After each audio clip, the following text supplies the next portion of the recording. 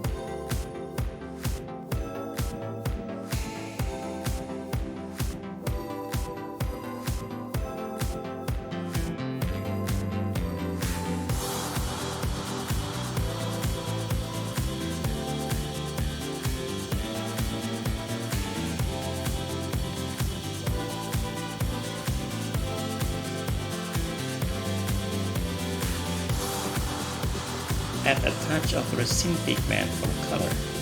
You can use any color that you like.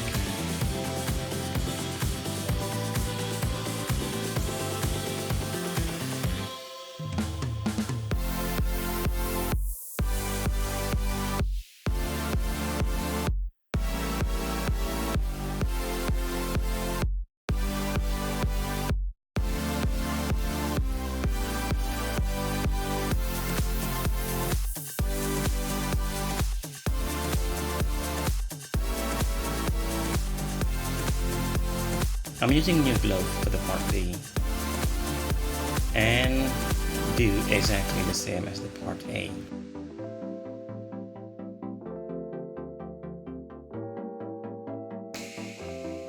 If you feel clay part B is too saggy, after 3 parts of powder, you could add 10 grams of aerosol as an anti-sag agent.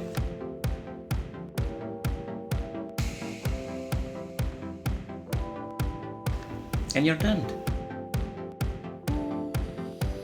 Store it in a closed plastic jar and keep it away from kids.